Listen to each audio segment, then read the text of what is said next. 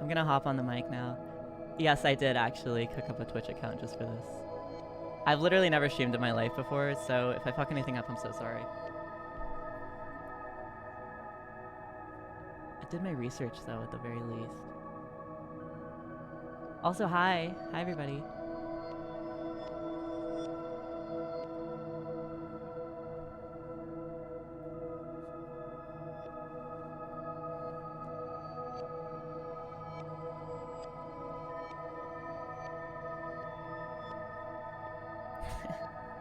I also just had the thought that I probably haven't actually spoken in any videos or music before.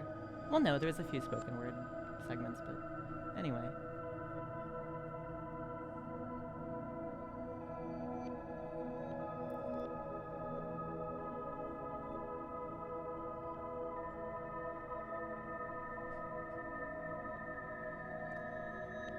I low-key also really want to use what's currently playing for something because I just like stretched this piano piece that I made for the sake of a stream intro.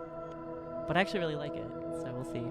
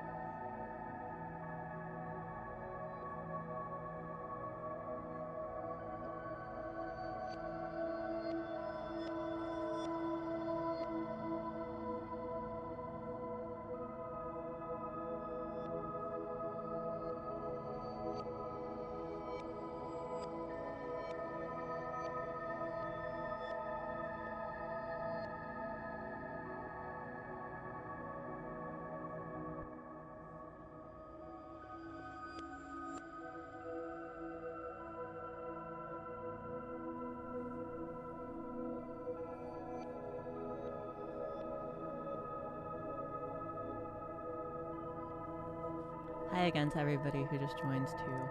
I'll probably start in like 5 minutes.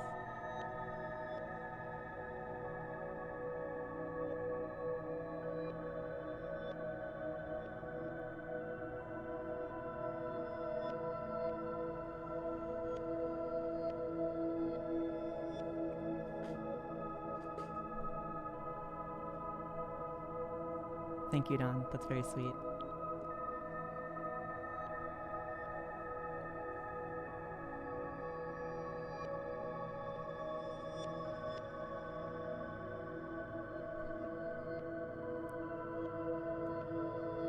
Thank you. Me too. I cleaned up all of the project files to the best of my ability, specifically for the stream, and color-coded the mixer channels for it, so it's at least easier for me to go through each instrument and section and such.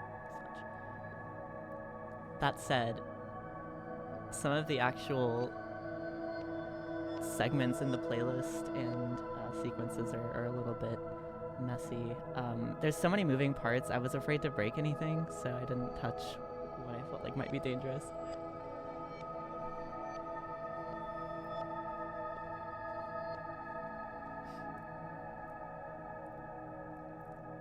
Before I begin too, I was gonna ask, I thought about going through the songs chronologically, but it might be cooler to ask which ones you guys are most interested in seeing first, from Nullmatrix specifically. I don't think I'll be doing any other songs from any other albums because I didn't clean up those project files, but... And also this is to celebrate the CDs dropping later today, so... I might default to like Rhythm 0 if no suggestions.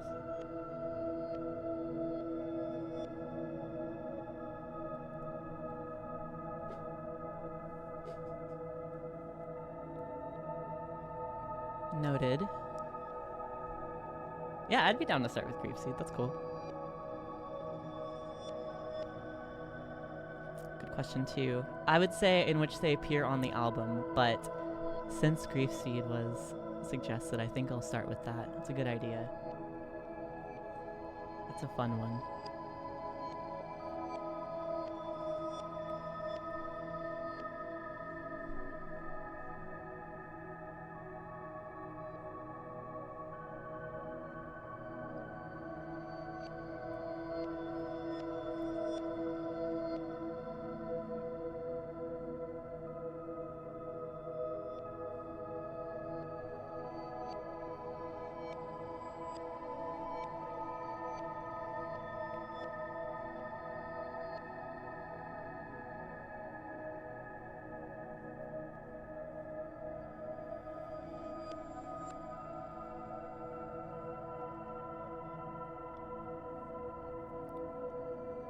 Oh man, I think it was Impure Melody. Of course, it didn't have that name when I first wrote it, but yeah, that one was written, I mean, the earliest instance of it was written in 2022 at the beginning of the year. I think like January 14th or something like that. But it was pretty much just the outro looped of that song. Like, none of the spoken word was there. None of the noise was there. But I think that was the earliest iteration of any song from Nullmatrix.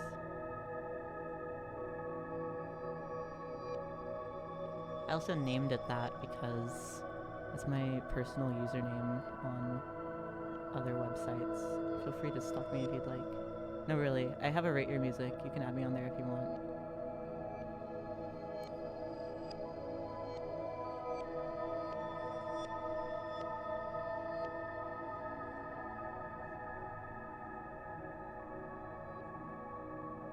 I'll elaborate on that whenever we get there, though.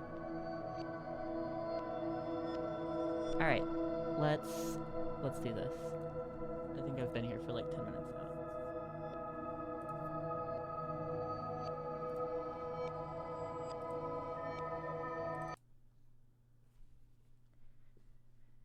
Yay.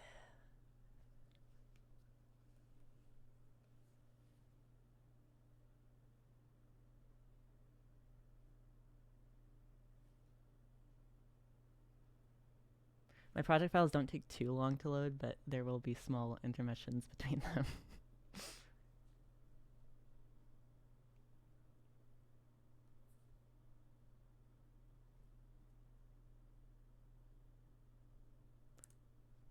Cool. We've got a little friend with us here too. I recolored this and made it specifically to put in these project files. I didn't draw the original piece, but it's not like I'm distributing it. So anyway, this is Grief Seed. This is kind of dense. Most of it is automation, as you can see. What I tend to do in my project files is I'll get, as you can see here, I'll kind of lay out the basis of all the instruments, and then as I go through and like mix everything and structure it all, I like to add a lot of automation to emphasize certain effects, like where an instrument will like cut out entirely for like a bar or like a beat, and yeah. Oh, House of Leaves. Okay, thank you. That's really freaking cool. Let me open the mixer channel. You can see how nicely I color coded everything. Yeah. All right. Let me know if it's too loud as well. I mixed the audio prior to the stream, but you never know.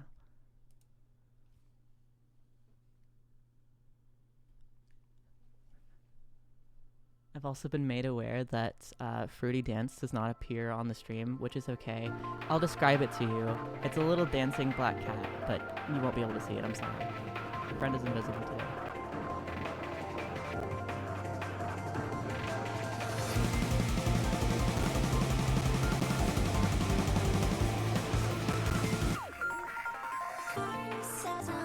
So anyway, you guys have heard the song.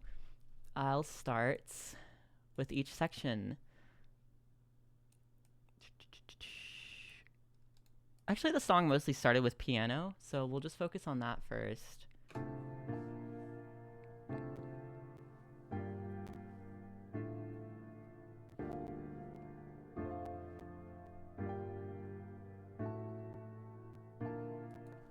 That's just the chord progression that happens throughout the whole song.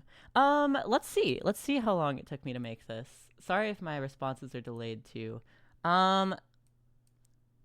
According to this, our total time spent in project was 39 hours and 8 minutes for this song. However, there was another project file with just the vocals, which I imported into this one, so I would say tack on like a couple hours for that. So a little over 40 on this one, which is a long time. That's not like how long the project has existed. That's like cumulative time spent working in here. So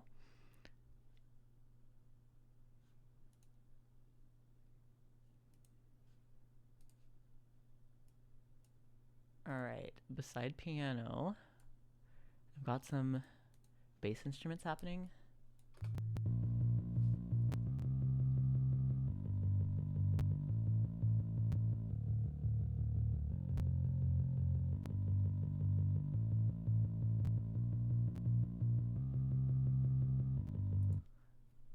It's not a super complicated bass line. I didn't think it really needed to be complicated. I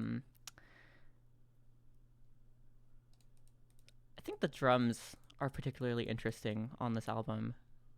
I'm excited to demonstrate how I created each of those.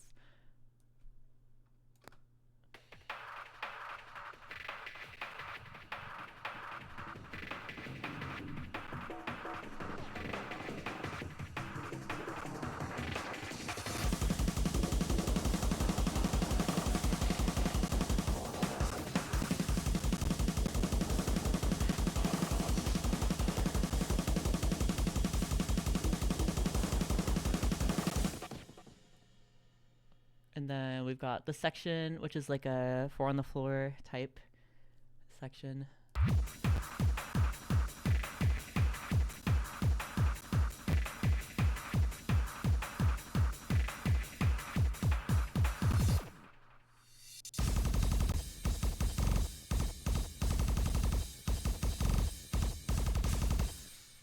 So to break this down, I've got an actual like drum kit VST here too. A lot of my parts I can actually play on a kit, and at different points in time I actually did record the MIDI with an electronic drum kit that I owned, but I haven't had to do that in a while. And also, I'll be honest with you, I'm not great at blast beats, and I definitely couldn't play this song. But this is a VST which simulates a real drum kit. Most of the rest of the drums are more electronic. Like in that section, as you may have heard, there's this really pulsy kind of like distorted kick that's happening to like emphasize the downbeats and such. I like to throw in little amen breaks occasionally for textural accenting, and I throw a lot of effects on them too to subvert it, so it's not just me putting an amen break in the song. I feel like that's not lazy, but a lot of people are doing that right now, and it's cool, but you know. What else do we have here? I'm gonna check the chat real quick. Thank you. Oh, to answer your question, this is FL Studio. Yeah, they're right. I have like a custom skin for it, so that's why it looks a little bit strange.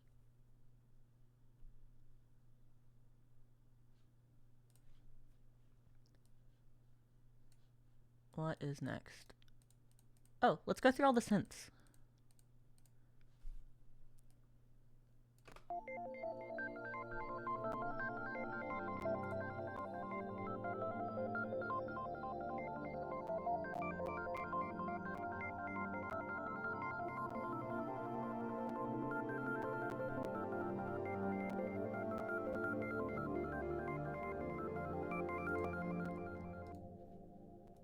So I'll break those down. This is like I called it church pad here. I think what I meant was that it sounded a little bit like an organ with a bunch of reverb on it.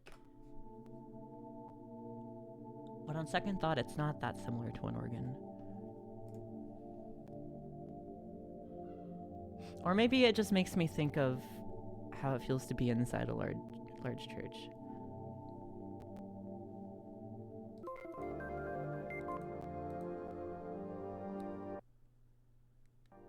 Oh yeah, there's a square lead here too in the little fill.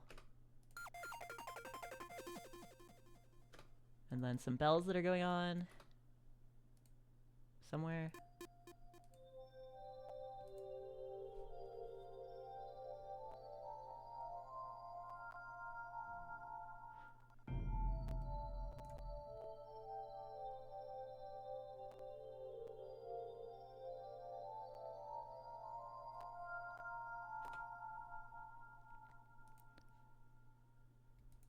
Thank you. Thank you so much.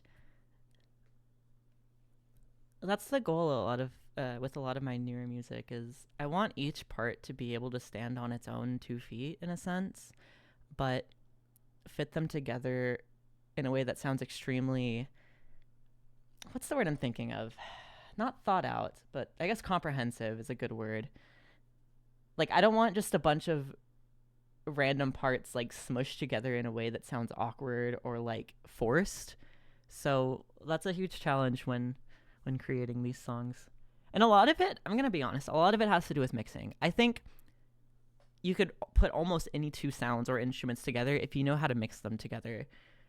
And I think that's what a lot of like genre fusing fails to do. Not that I'm like an expert at it, because I have my moments, but I think a lot of the time people will try to mush together genres but not take mixing into account so that it sounds cohesive and like one entity instead of two things that shouldn't go together. We can look through the sound effects next. Most of it is just like vinyl noise and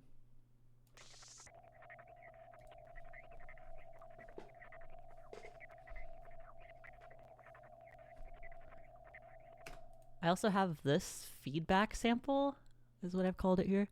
That is another project file, actually. It's an entirely other song that I was going to use as like an intro for something. But I noticed that it added a new dimension to certain sections of this song, so I just threw it in there to add some extra harmony and texture.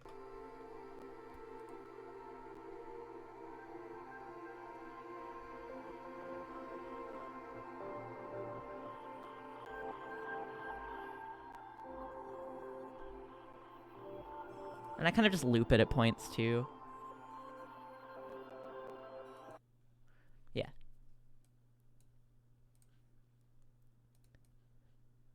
And then more sound effects here.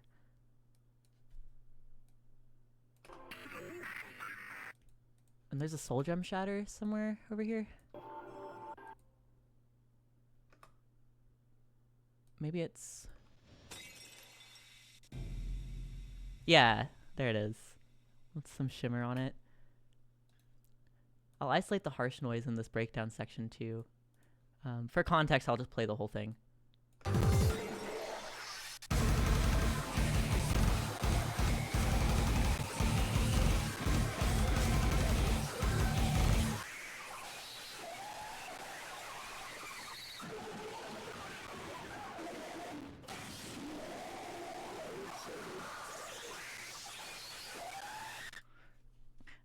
I like it because it sounds like some inhuman creature, like screeching in pain.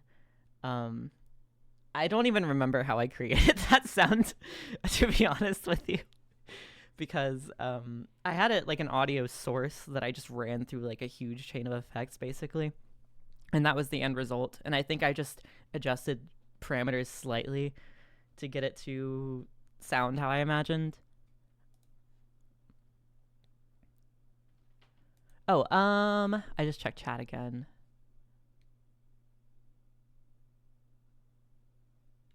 There are real instruments, as well. Like, all the guitar is real. All the vocals, minus Vocaloid, of course, is real. Every now and again, I'll record other real samples, like Foley or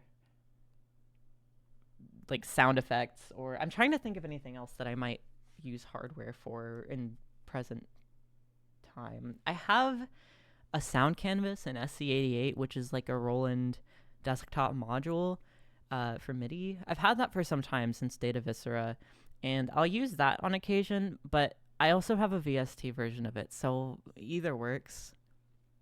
What else? Yeah, it's primarily guitar that is the quote like real analog instrument. And also,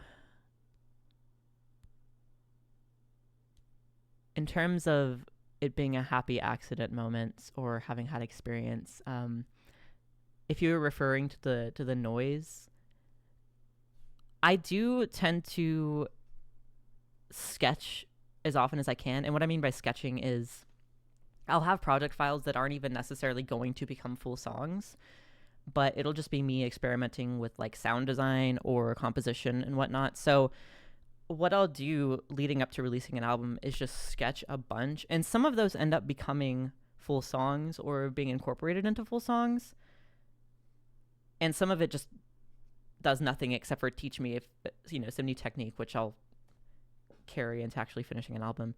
So okay, I think that holds true to what I was saying. That was one of those sketches, and I just felt like it needed to be incorporated somewhere, and I noticed it was in the same key, so it was a happy accident, but it was almost like an instinctive move. Like, I didn't create that sketch for the purpose of being in Grief Seed at all. Like, Grief Seed was almost done, and I thought, like, there needs to be something unquantized in this section, or some sort of harmony that doesn't feel as structured as the rest of the song, since it's very quantized. And I just auditioned a few sketches that I had created previously, and that was the one I went with. Oh, cool. Yeah, Vocaloid is a lot of fun. I really like experimenting with cross-processing it with my own voice. I've had albums in the past. I've said this before, but I've had albums in the past where it was exclusively Vocaloid, and albums like Phantasmophilia that were just me. And it really just depends on the concept, but Vocaloid, I feel like, is a great tool even for coming up with vocal parts that you will end up inevitably singing yourself.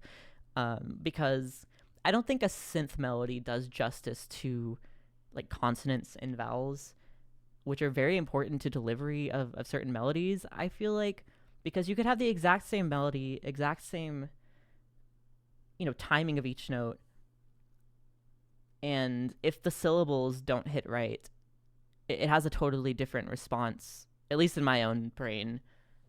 So yeah, you should continue using it and experimenting with different Vocaloid banks. I recommend Utau as well. You might even have fun recording your own Utau voice bank, even though it's extremely hard, and even I haven't done it. Yeah, congratulations. What else can I delve into here? Oh, the guitar. Speaking of guitar.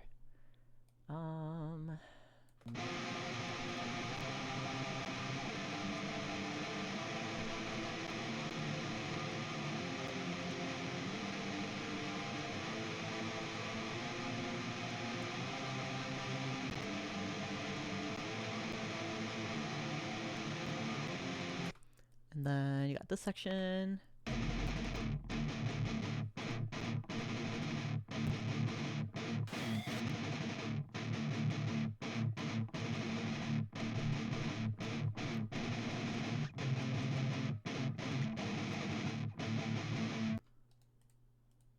And I don't think we've done the vocals yet. Fleeting wish, shouting across the void, continue on. I'm dying to feel alive again. Split at the ends, a fragmented whole. And then this section.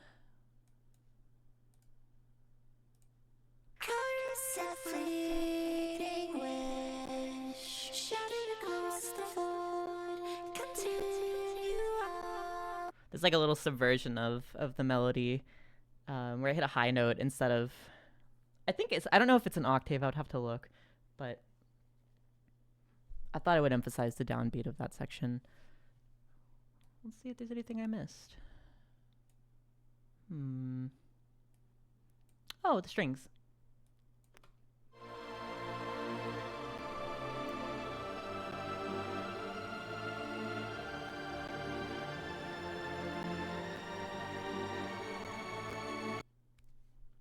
little accidental there. I'll isolate the piano melody in the next section as well, since I didn't do that.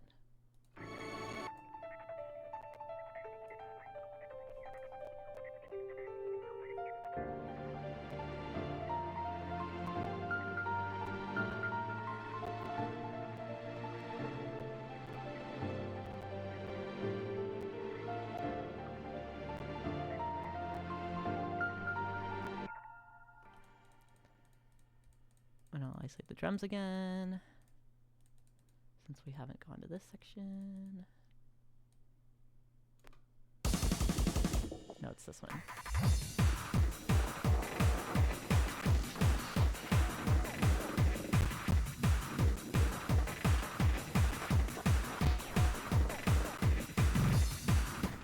Also, yes, I love the FL Studio stock plugins. I use a lot of, third-party VSTs as well, but you'd be surprised how much of my VST usage within my songs are just freeware or stock plugins, because I think it's just a matter of knowing how to use them.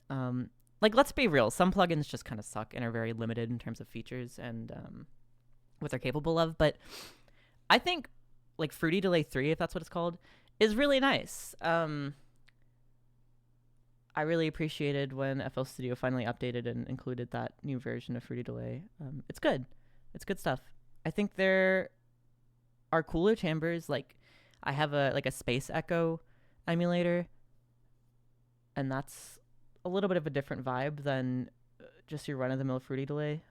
But if I want a super digital sounding delay, I usually just opt for stock plugins. I mean, and that's just an example, but yes, I do use stock plugins. Not exclusively, but mostly.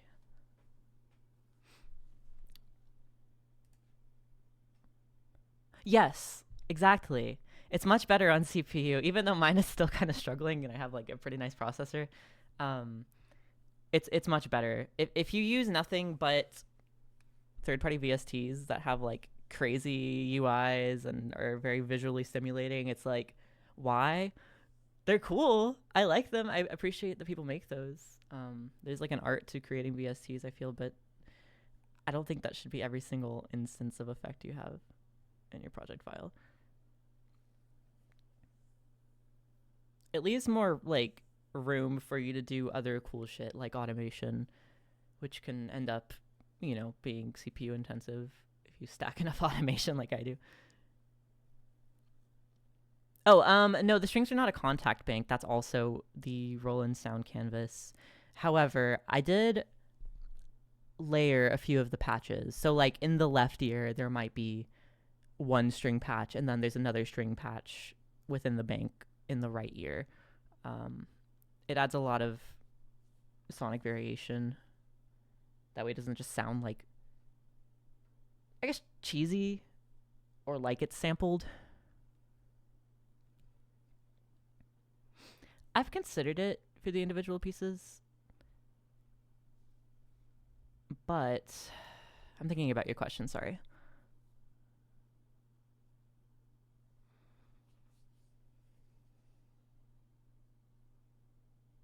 There's definitely been instances of me taking parts from previous songs and incorporating them into newer ones, but I don't know if I did it that frequently on this album.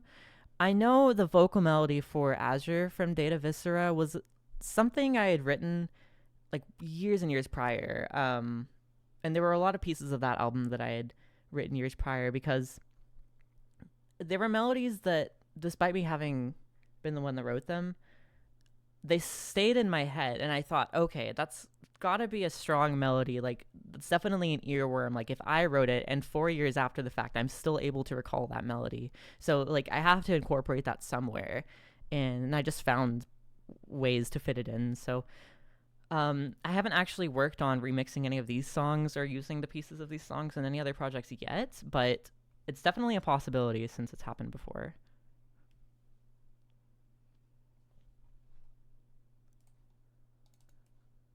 I think we covered just about everything in this song, unless anybody wants to... Oh, I'm sorry, the outro. We have not done the outro.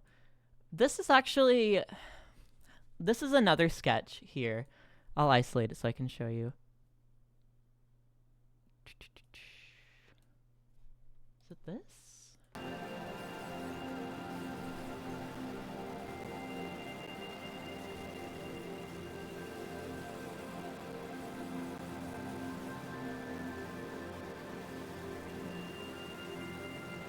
Like, that was its own thing that I just dropped in here for the outro because I thought it fit really well. And this is the, like, glitched out harsh noise that I demonstrated earlier, but I put, like, a buffer effect on it and recorded that because it wasn't something that I could do with automation. It was something that couldn't be easily replicated, and so I just recorded it into an instance of Edison, which is basically like an internal sound recorder. Like, you can attach it to a single mixer channel and record whatever you're doing to it in real time. So that's what I did here with just this second part of the outro section. And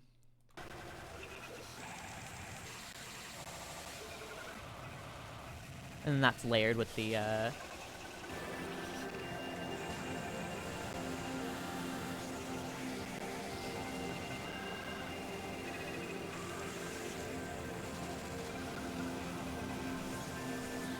so it's almost like its own song.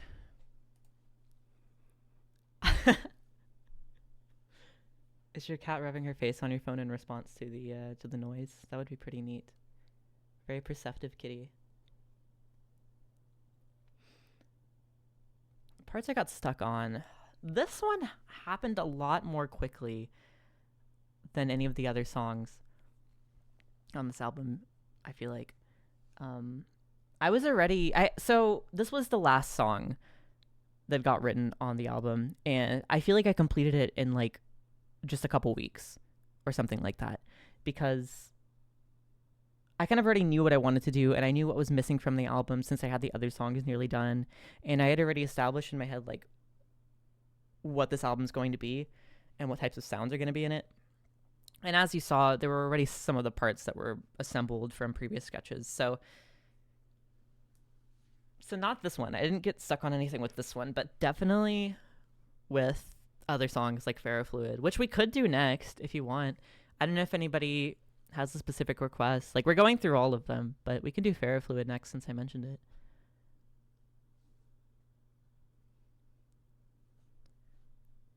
Okay, let's do it.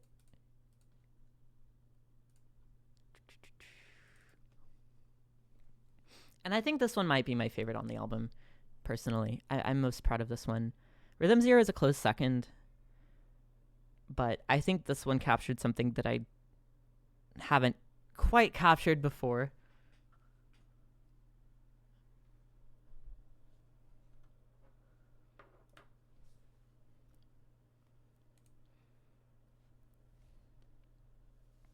Thank you. Yes, we'll do that one next. We'll do that one after Ferofluid. Okay.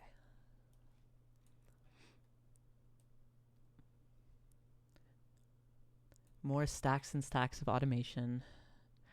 And as you can see, I was kind of working down here. I don't know if that's guitar. I'll have to see what that is. I forget. But yeah, I would say the earliest parts of the song are up top, and then the newest parts of the songs are kind of down here in like track 88. Sort of like a reverse I'm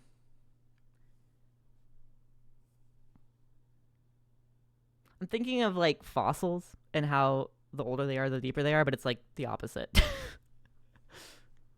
Okay, I'm just gonna play this even though y'all have heard it.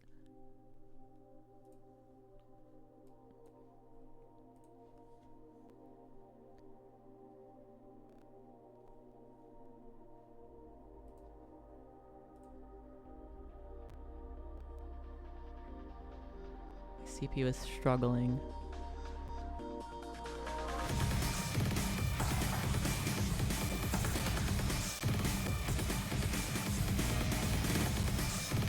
Yeah, that's definitely guitar.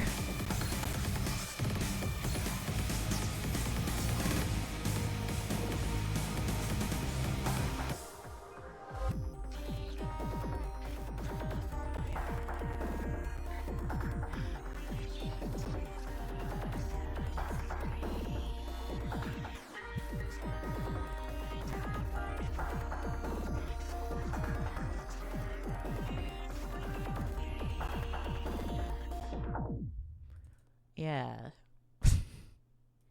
Okay. So, while we're talking about guitar, let's listen to that first. Oh, wait, that's important. Let me roll it back.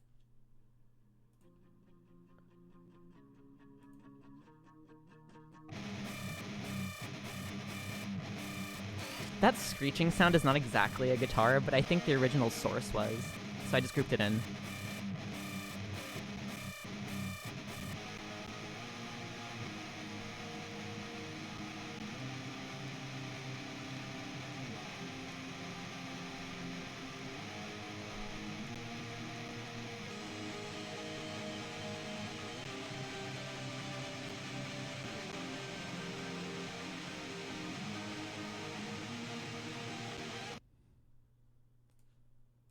Cool. It just does that in the chorus as well. Next is, let's say vocals for last. I feel like that's spoiling it. That's a part I'm very proud of. In response to the question asking how things are changed for a live performance, a lot of my older songs tend to undergo a transformation where I just add parts or restructure them how I would create them now. So like a revision, like listening back to them in present time. Because I don't know if all of you know this, but Strawberry Hospital has been going on for a really long time, since 2016. So, it's going to be 10 years old soon. And in that amount of time, I can listen back to older music and say, oh, I would have done this if I had created it now, or done that. And I've even considered like re-releasing an album or two with my current skill and current direction, but another part of me wants to just leave them as is. So I channel that into live shows is what I'm getting at.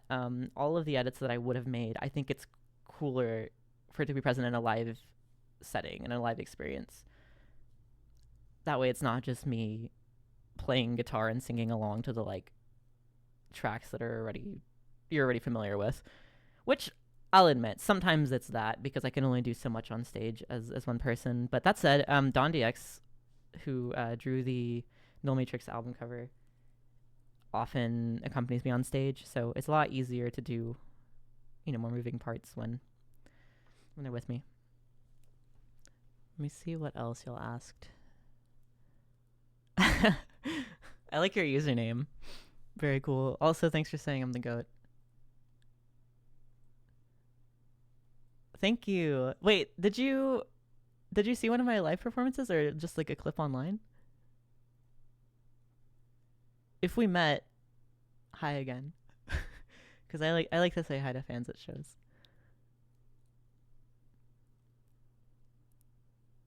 Between sets, I'm usually just like sitting in a corner somewhere anyway. So, oh, cool. Okay, yeah. If we met then very cool. That's so sweet. Thank you. In response to the Swanskin project file, I have it somewhere. It's on an older computer. The PC I'm on now is like a desktop that I built, but that one was actually created on like a shitty laptop. And Grave Cabrera was created on an even shittier laptop. Like literally falling apart at the hinges, like I think like an i5 processor. Like it was not a good experience. I'm so glad that I can afford better equipment now and fully articulate my ideas. Arkansas? I would love to come to Arkansas, actually. I've considered it, so it is a huge possibility. I'm planning a tour this summer, but I think that's going to be out kind of like west, so I would love to go in the opposite direction as well again. I went out to Mississippi, which is like not super close, but close enough. I loved that, by the way. Mississippi was so fun. You feel my pain with the busted laptop. The banner photo? I wondered if anybody recognized themselves in that photo. I was like, somebody out there probably is able to like play I Spy and find themselves here. And if so, that's a really cool dimension. Oh, consolidating the wave files. Yes. But then you can't go back and edit any parameters, so you're just stuck with it how it is. That's the downfall of that and what I used to have to do all the time. So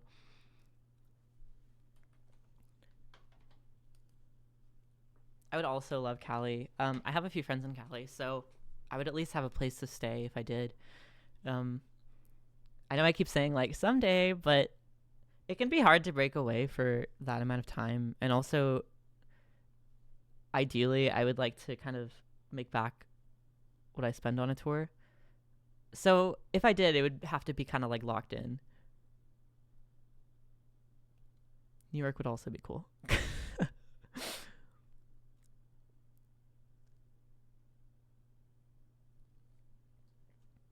This sounds silly. Is there a way to turn off the Twitch emojis? I didn't do any research into that. I feel like emoticons are just much cuter. Okay, let's suck back into this. Where was I? Oh, yeah, I was gonna show drums. I think the drums are a huge highlight of this one too.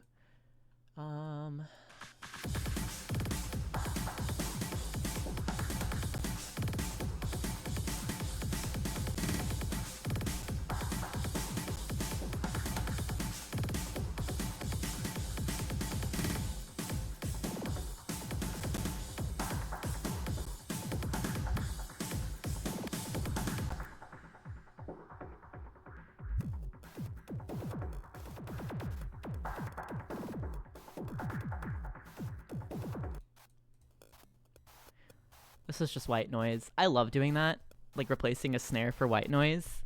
So cool. It's kind of an IDM thing to do.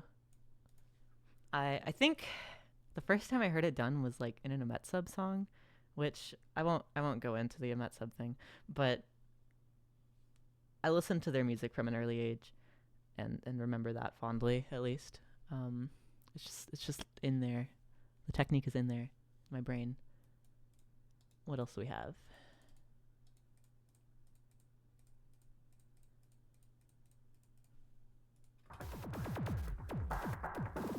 Oh, this.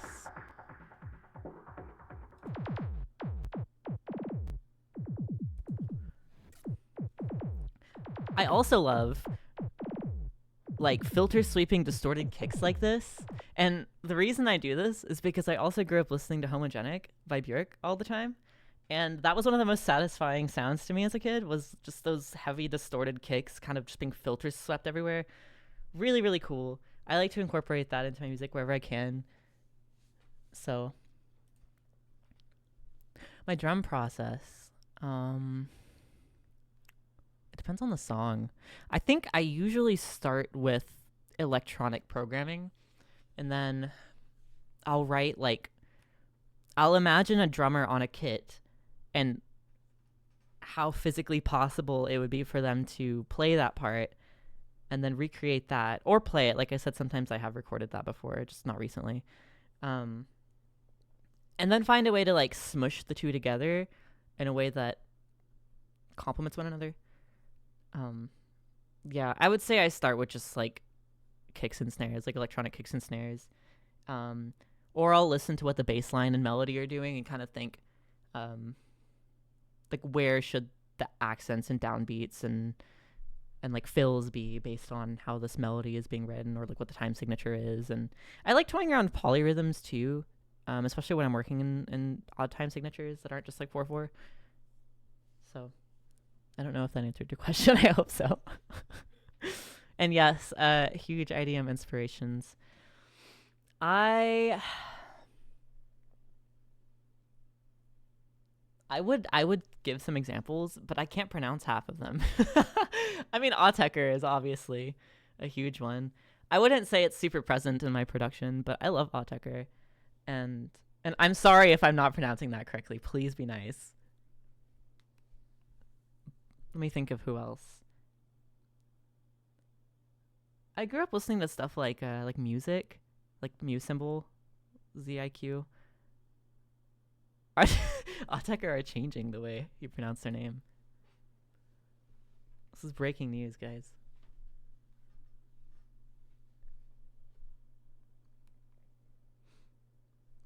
Again, I have a rate your music. It's Impure Melody. You could search by genre with IDM there if you want to, because I'm having a hard time remembering things off the cuff for whatever reason. There's this one like IDM, like Haley Labs Lapvox project that I was obsessed with during creating this album. Super influential. And I also don't know how to pronounce, so I won't embarrass myself, but it's in there.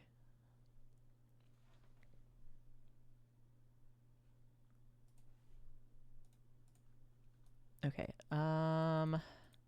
Aside from drums, we've got our bass lines, which probably aren't doing that much.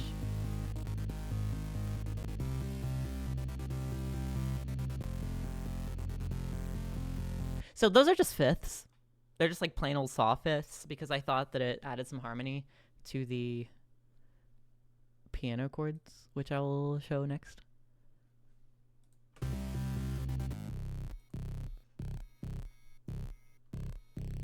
It sounds goofy on its own.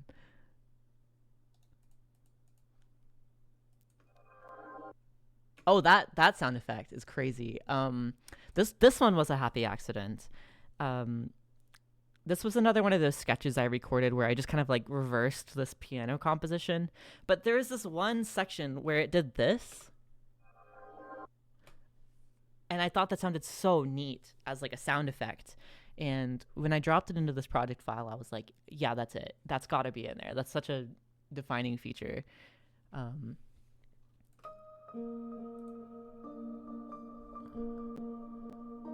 There's a music box highlighting this too. There's actually a lot of music box on this album in general. Then we've got this effect.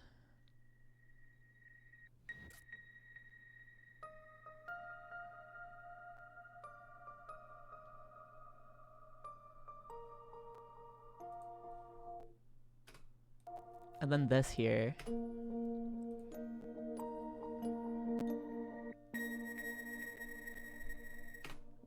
Which you'll hear the context for later. Next is my synth patches.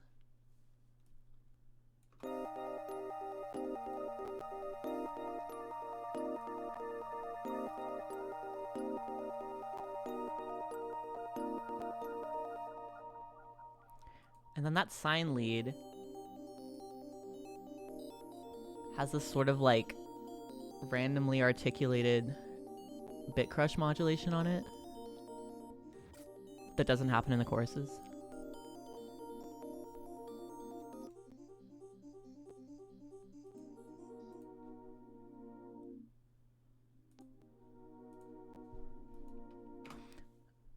These here are also from the sound canvas, the SC88. I love the warm pad patch. I feel like that is one of the coolest pad sounds in the world. And I think it's present in a lot of popular music, I feel like. It's such a familiar, warm sound that I can't help but just use it at any opportunity.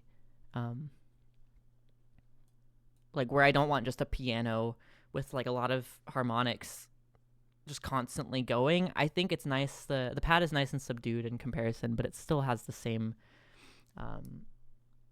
like foundation. What else do we have? Noise? Yeah, these are a bunch of sound effects and noise and stuff.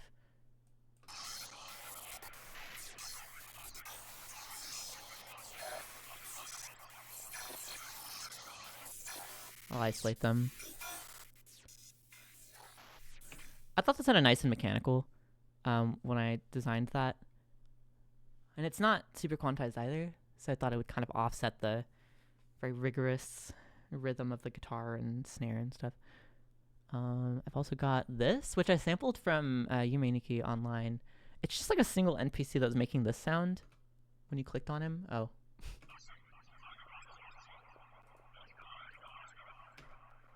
So I recorded it in Audacity and decided to use it in this. It sounded eerie and kind of like the like Lane voice. So, you know, ghostly voices. I like that descriptor. Also, thank you. I don't.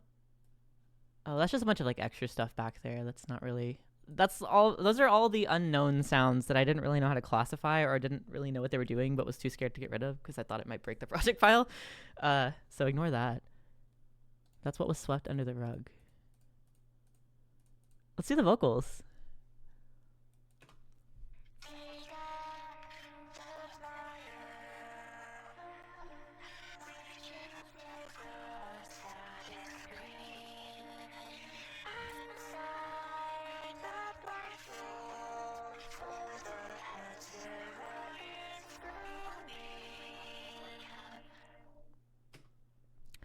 So, there's a lot going on here. And this is one of the coolest things that I did on the album, in my opinion, was I just went crazy with, like, glitching out the vocals and format shifting them to where it sounds like it's kind of shifting, like, vocal timbre at all times. Like, it's not a single entity, and it's kind of just shape-shifting, but in audio form.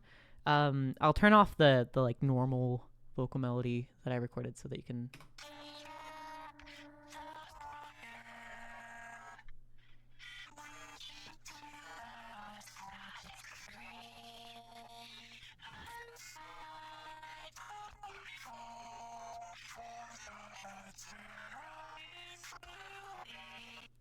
So what that is it's actually Miku being format shifted and glitched the hell out, but it's also me, like, really aggressively whispering into the mic with some, like, distortion on it, and then cross-processing those, and it sounds like that. And then I just recorded a normal vocal take over it to kind of make it sound less chaotic.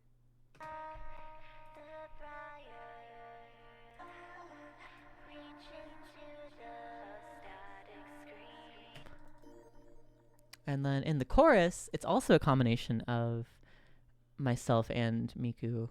I will demonstrate. Oh, that's the whole song.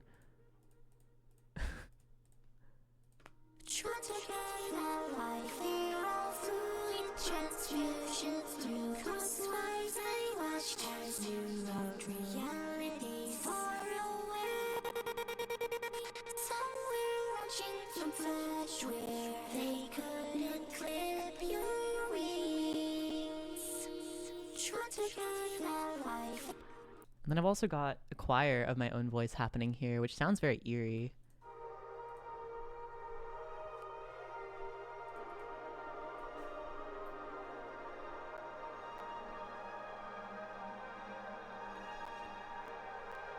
I, like, pitched it up and did weird shit to it.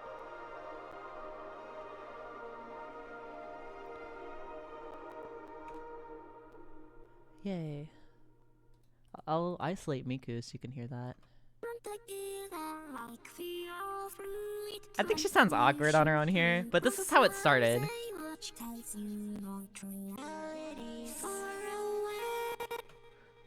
You get it. You get the idea. And I'm really proud of this here, this little fill.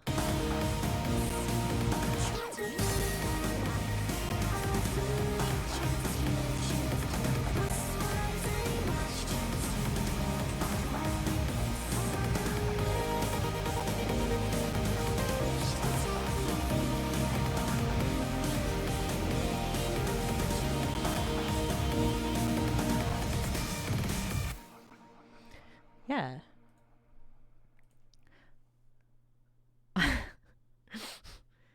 Gaster. Well, I mean, you know, he was shattered everywhere across space and time. Maybe he made it into the project file. Who knows? Thank you for saying my transitions are smooth. I'm not going to make a trans joke, but I could. That didn't go as smoothly. I don't really think there's anything else in this project file that I feel like sharing, unless there's anything specific you guys were interested in. There's a lot going on.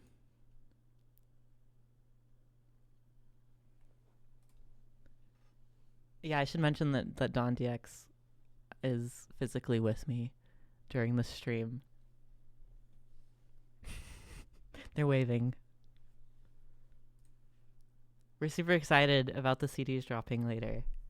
So. Extremely. Okay, let's do Rhythm 0 next.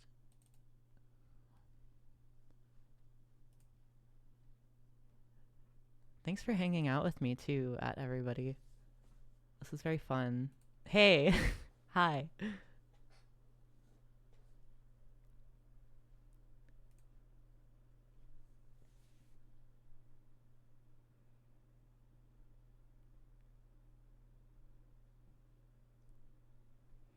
I just realized you guys can see my Marotsuki cursor as well. Hope you enjoy that.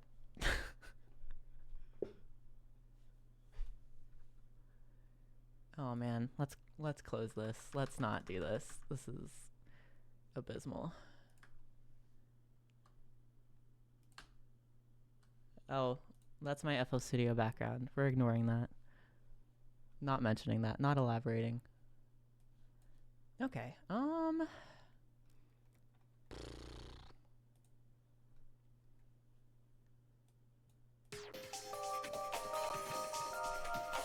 Yeah.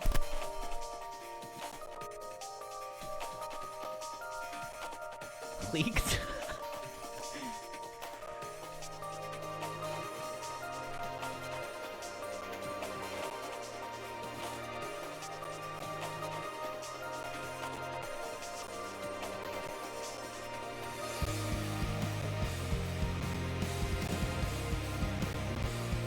Look at this chaos right here. That's wild.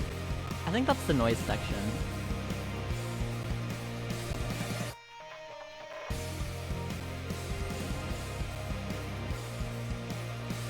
Yeah.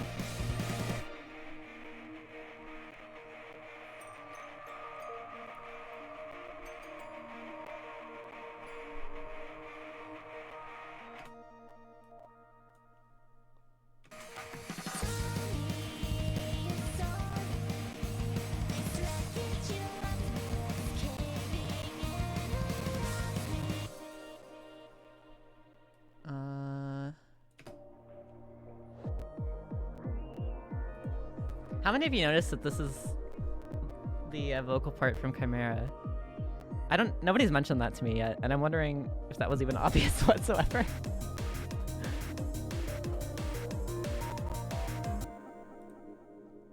Yeah, I know. The automation is ridiculous.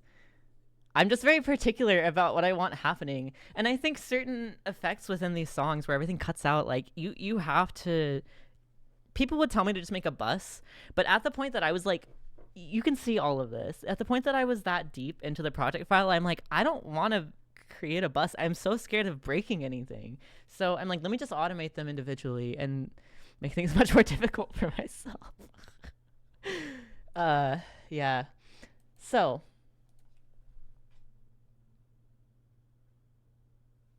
Thank you for saying it's a nice callback. We're going to save the vocals like we did with the last few project files. There's a lot of synth happening in this one, I'm seeing. I haven't opened these in some time.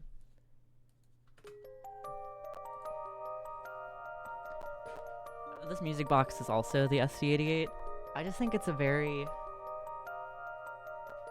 definitive sound. Maybe that's not the word I'm thinking of. Again, it's just kind of recognizable. I feel like I hear it in a lot of popular music or like video game music. Not just any music box, but that one. And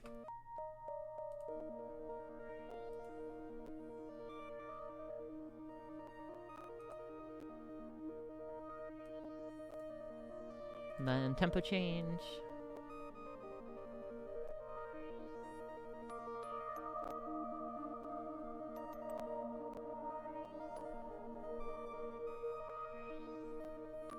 I'm really proud of this patch. There's a lot going on.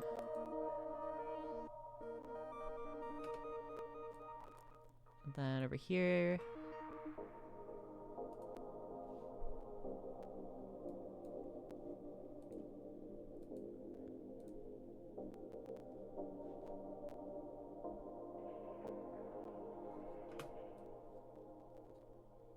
Then I guess I could focus on this lead section.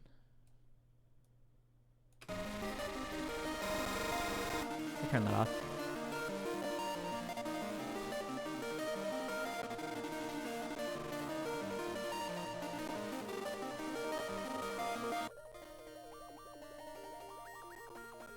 I bet y'all didn't think this was in here.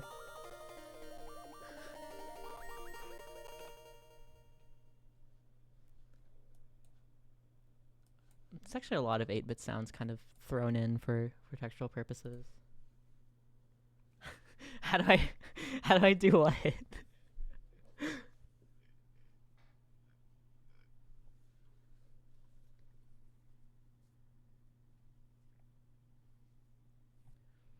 Thank you for saying it's JRPG vibes. I listen to a lot of JRPG music, so like huge composition influence, I think.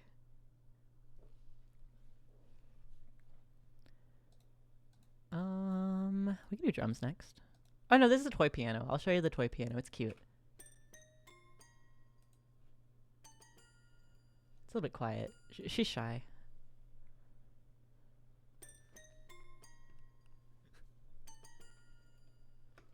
It's just to highlight the music box.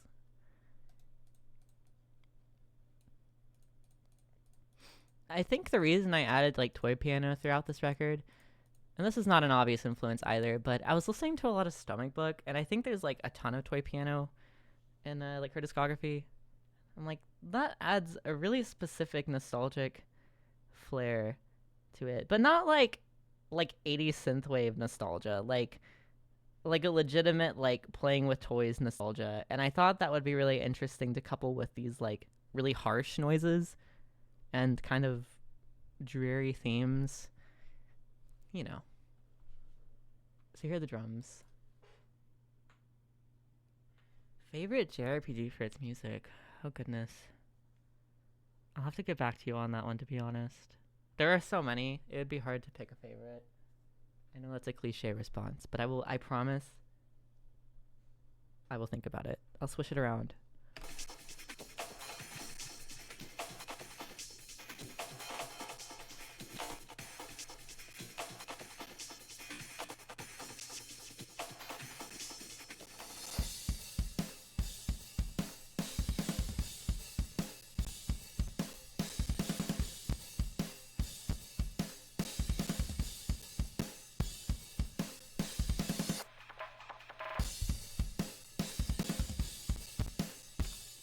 Yeah, it's not that interesting in that section. It's mostly just the kit with some amen fills.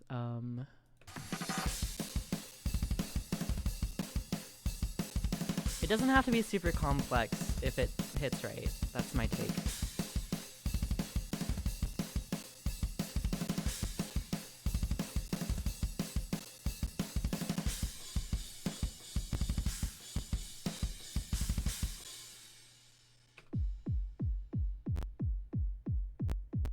Where are these drum samples from? The electronic ones are various sources. And usually what I'll do... Let me let this play and then I'll answer you.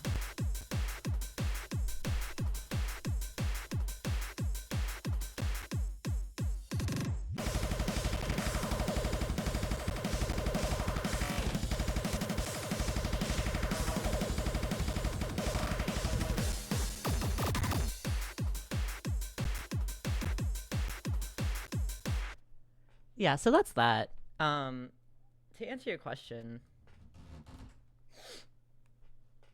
the electronic drum samples are from various sources, but I like to customize them the best I can, run them through a lot of effects chains so that they don't always sound like the original sample.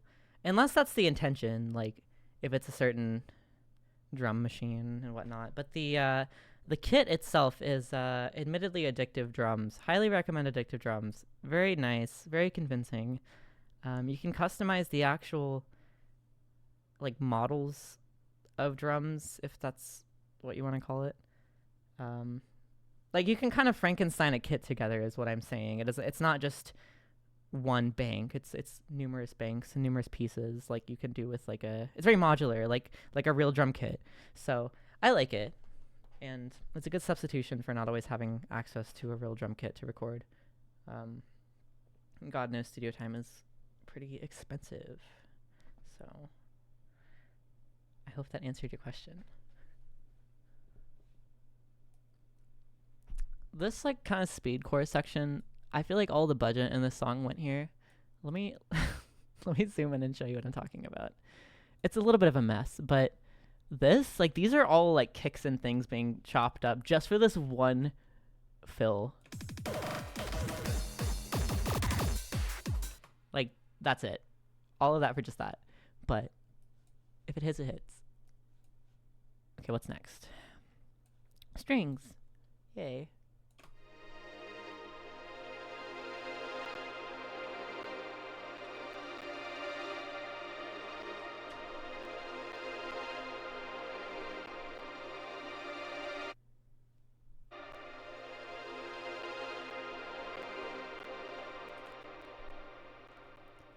I don't think they do anything else in the song. Go through the bass. Also, anybody who says that Bouvez sucks, it doesn't. Run it through an amp emulator and it'll sound cool, I promise you. It's like, oh, just record a real bass guitar. Like, I'm already recording real guitar, and I like the bass to be very quantized for the purpose of it kind of aligning with the drum hits in a specific way. I don't know. Maybe it's me being kind of a control freak with it, but by the time it's mixed in with the rest of the instruments and the guitar, you cannot tell a difference.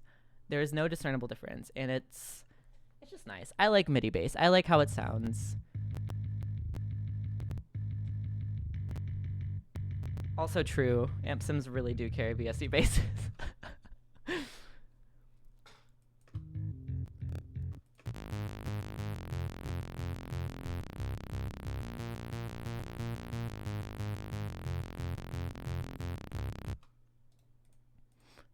And speaking of guitar,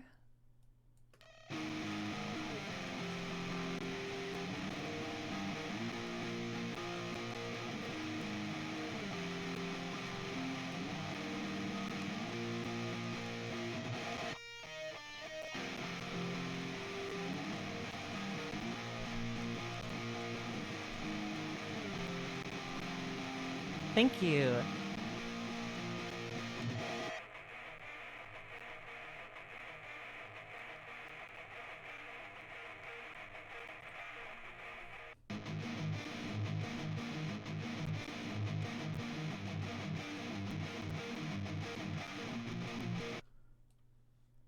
Each guitar part is kind of doing its own thing in each ear.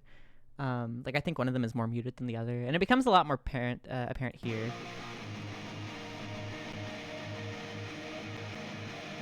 And there's a little, like, shimmery melody in the back.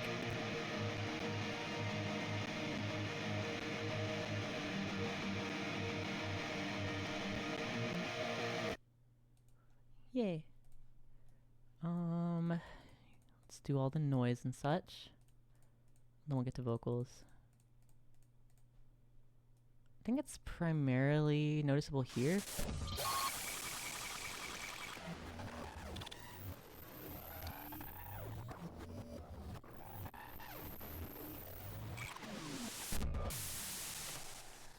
Yeah, those are like all just sound effects happening in that one section. And then there is like a guitar part where I'm just doing whatever. Let me play all of those together. I feel like context matters here because it sounds goofy on its own.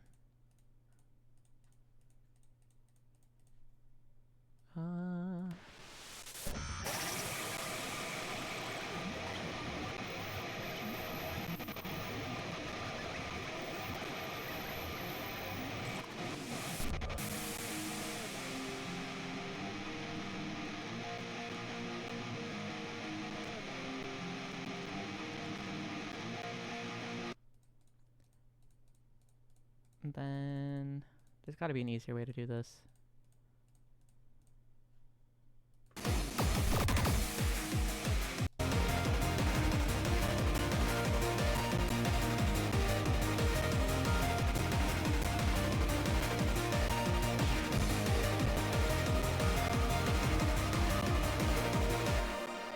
This section is another instance of me just kind of using the like buffering on master and recording what happens.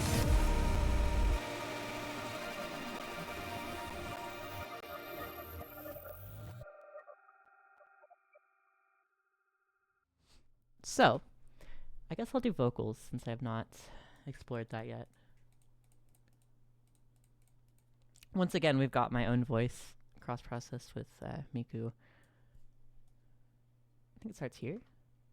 Tell me you're sorry. This wreckage you left me with is caving in around me. Recollections of what I wish to be.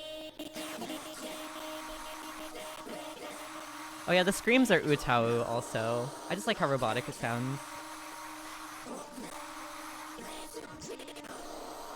This wreckage you left me in. Then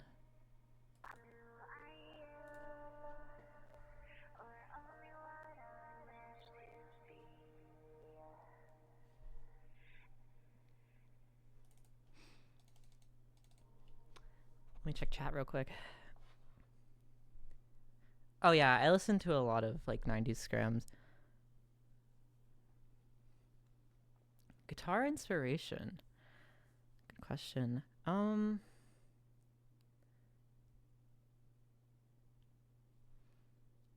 My tuning is drop D because it's a lot easier to. So here's what I do. Here's my logic is I like having really kind of basic, like not necessarily power chords, but similar concept to power chords, kind of on the lower strings, and then on the higher strings, I like to add a lot of strange harmonies and create kind of larger chords. Use like working off of that like basis of something that's akin to a power chord. I just think it's very not only easy to remember for live performances, but really emphasizes the bass lines of the song and the synths that kind of carry the leads as opposed to like a guitar lead or whatnot. Guitar inspo. I always really admired Wata from Boris. I think she's really cool. And I like that a lot of her guitar parts are not. I mean, she can shred, but a lot of her guitar parts in the most well-known songs are not that difficult to actually execute. It's just a matter of like how you execute it, and she does it so flawlessly that it's challenging at that point. It's not what she's playing that's challenging, it's how she's doing it and how flawlessly that she executes the parts that she writes.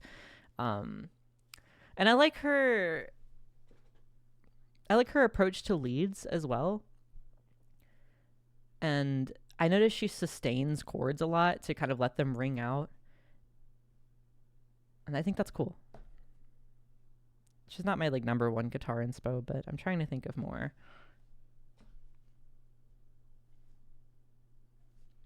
The guitarist from Number Girl is really cool. I like her too. I feel really bad that I don't remember her name. I just know she was married to the vocalist of Bloodthirsty Butchers as well. But she's cool. Big inspo. Who else?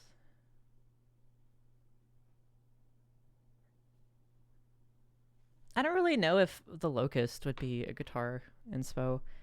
I like how they treat guitar in their music. At points, it can become really difficult to discern what is a synth and what is a guitar. And I like that approach, especially when it is chaotic and distorted.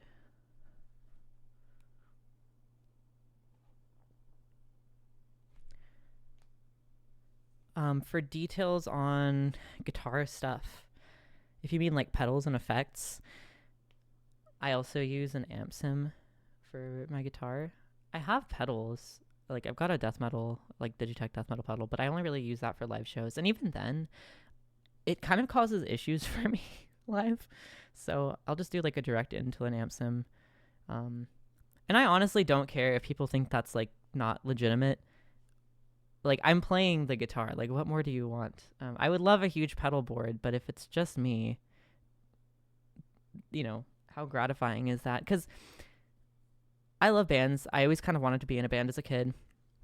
But I never found anyone to be in a band with me. So eventually I ended up just teaching myself how to do everything. And the difference between what I'm doing and a full band, even though a lot of what I'm doing might be a full band type sound, is I don't have the time to focus on one specific part, especially during live performances. Like, I'm doing multiple things at once, and if I overcomplicate, and I've definitely had like a disaster or two with this live, if I overcomplicate the setup, there's a lot more room for failure. So I'll just opt for like a direct in with an amp sim, and I use Guitar Rig for that. Now and again, I mentioned my like Space Echo emulator.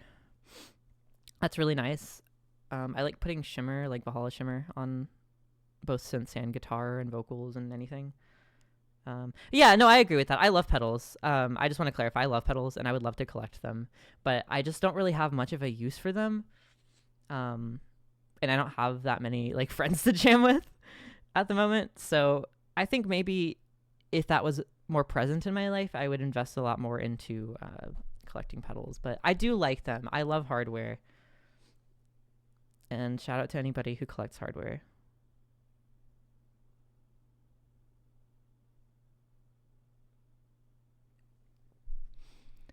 I think we're done with this project file, unless there was any specific section that someone wanted to explore.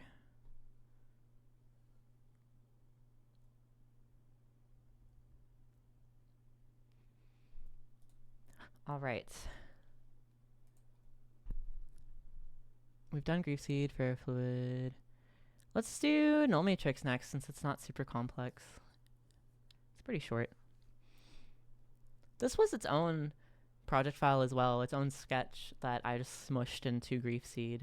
It wasn't originally supposed to be like the intro to Griefseed or anything. Like, I just once again kind of thought that they sounded really nice together.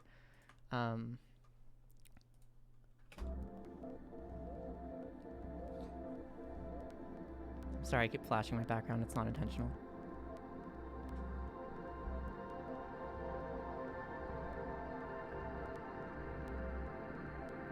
Yes, I will go back and break down the vocal chain with Miku again.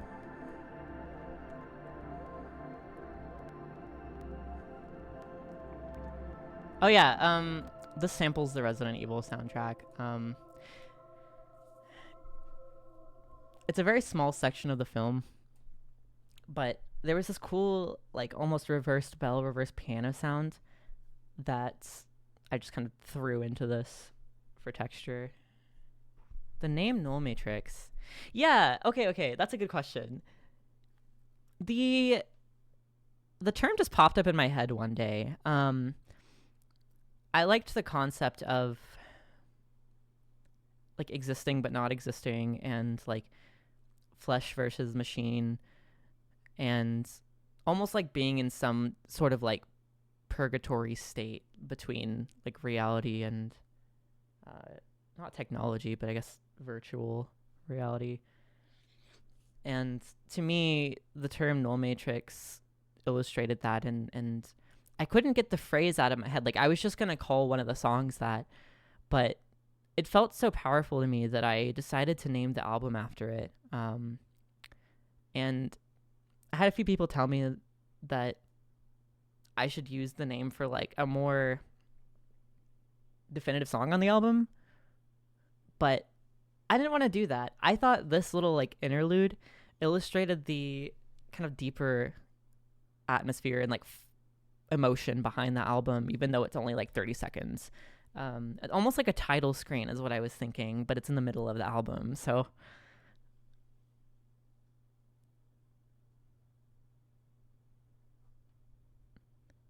oh really?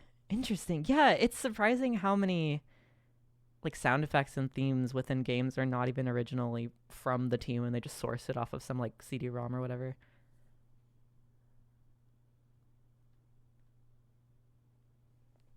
Okay, so let's see what's going on here. I've got another choir of my own voice.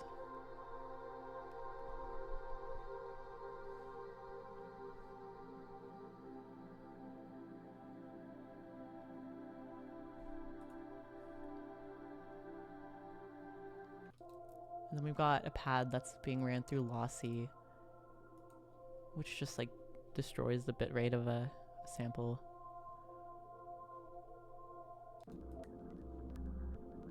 And this was another instance of me using a plugin, like an internal recording plugin called Edison, to record me kind of glitching something out or buffering it in real time, and then I just chopped it up to create a pattern.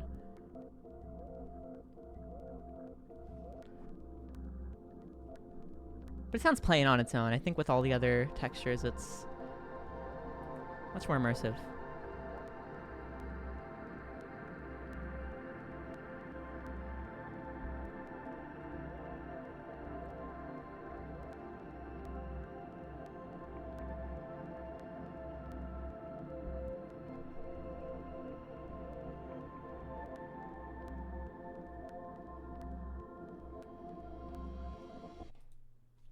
And then it just goes into Griefseed.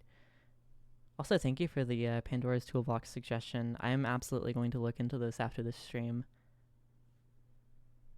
Thank you all for being so engaging, too. I love having conversations like this. Okay, so I'm going to do Impure Melody, and then we'll explore the vocal processing a little more per request.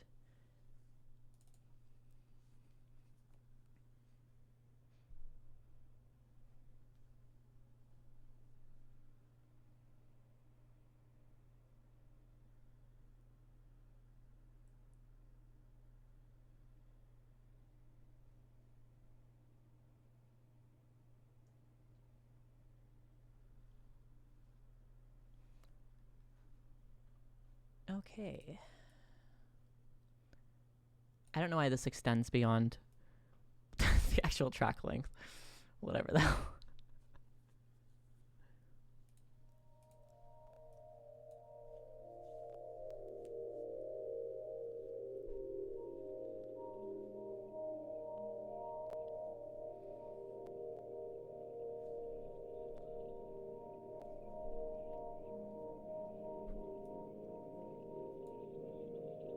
I woke up in a silent home. Large house with minimalist architecture. The entire walls are windows. Here, let me isolate this. This is another reversed piano.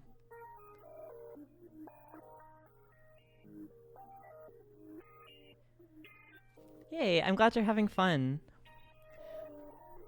I will admit, what sparked this idea is watching an archive of Jane Remover's Frailty project file breakdown. I thought that was so inspiring when I was making this album. I mean, of course, there were tons of influences beyond that, but it seemed like she was having so much fun explaining what she did in the music, and just judging from how her project files looked, it just looked like a lot of fun. Like, she just kind of like went for it. And that's something I kind of struggle with finishing songs, is I'm too self-critical and it can kind of stunt finishing anything. And so when I was finishing this album, I took that mentality into it and thought, like, I'm just gonna go for it, and it doesn't have to be always technically sound, even though I know, you know, what I'm doing. Like, it's okay to just freeform some of the parts. And then I went back and cleaned it all up and thought of doing this stream. So here we are. Yeah, it's a reverse piano. There's some weird stuff happening to it. Let's see. I think lossy again, which destroys the bitrate. I don't see anything else that's very complicated about it. I don't know why it sounds so atypical.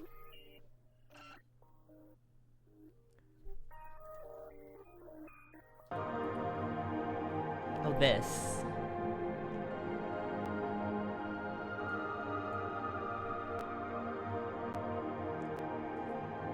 This is how the song started. This was like the very first thing I ever wrote for Nullmatrix, was this part right here. And it just loops into the outro. Oops. This spoken word. For windows overlooking the black ocean outside. Past midnight, all alone, I take a small boat out to the middle of that sea.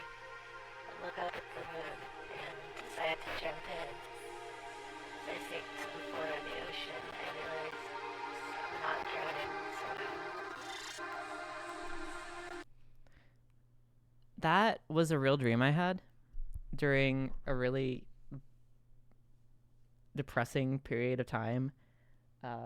And it started off being a very unsettling and kind of bleak dream, but by the end of it, it took a really positive turn, which the lyrics illustrate. If you haven't read them, you can go read them on my Bandcamp page or whatnot, or Genius or whatever you want to do. But yeah, I woke up and I was like crying from this dream because it felt like exactly what I needed, and it felt very healing. So as soon as I woke up, I made a notepad of just myself describing the dream in as much detail as I could remember, and then that later became me narrating this song because I had created the song before I recorded this. This was like one of the last things I did, and strangely, I recorded me reading the dream in a separate file. Like it wasn't recorded to the song, but it just so happened to be the exact length and lined up perfectly. So it just felt like it was supposed to happen, I think. The combination of all the factors felt almost fated. So yeah, that's what that is. And then another choir of my own voice. I do that a lot on this album. Let's explore all the synths.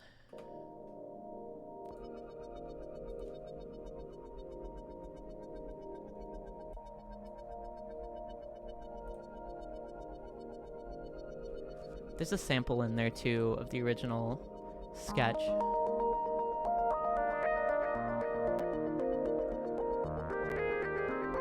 And this is the Swanskin lead. I did that on purpose as well.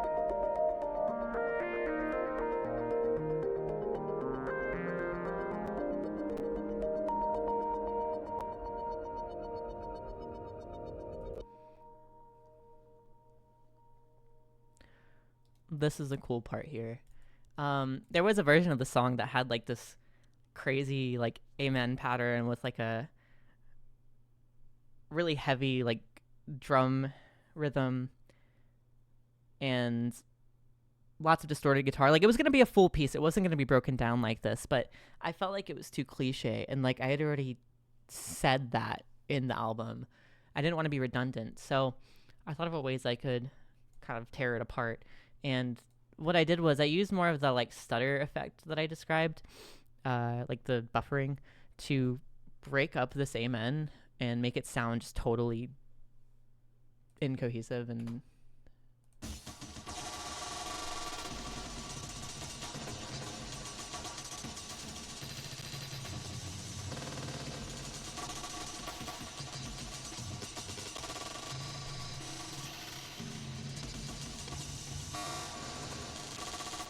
then I added a bunch of harsh noise on top, which sounds like this.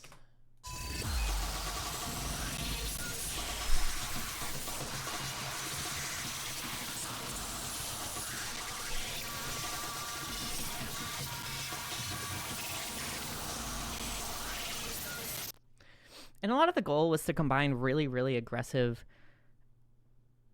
like atonal sounds, very harsh sounds, with really, really beautiful soundscapey sounds. And oh, that was redundant. And just see how they interact with one another and illustrate a greater feeling that isn't one thing or another, but lots of complex feelings kind of intermingling. I haven't shown the guitar yet.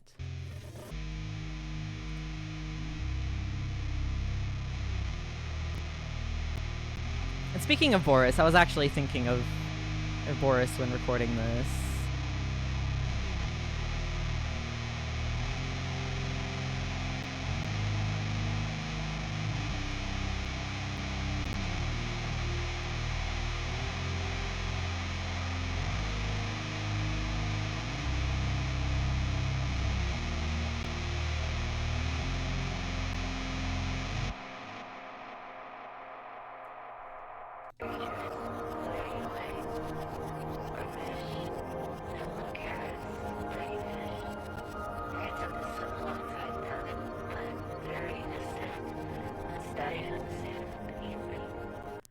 So yeah, I don't think there's anything else in this project file that I want to elaborate on.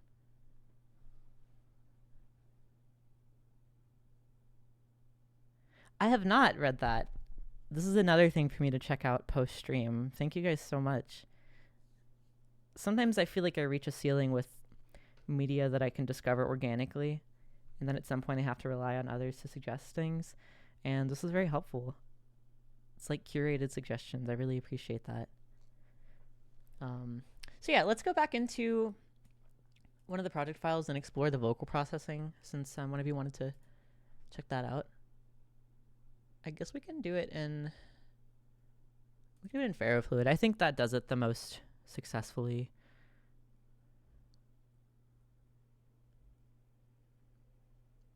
Then after this, I'm not sure that there's much else I need to explore. Just as a reminder, I'm dropping Nullmatrix CDs in like 2 hours and 30 minutes, something like that. And I'm really excited about that. It's nice to have the album exist in tangible form. And me and Don DX worked extremely hard on designing these. And they did a great job on illustrating it. And yeah, I can't wait for you guys to get some of them and send them to you.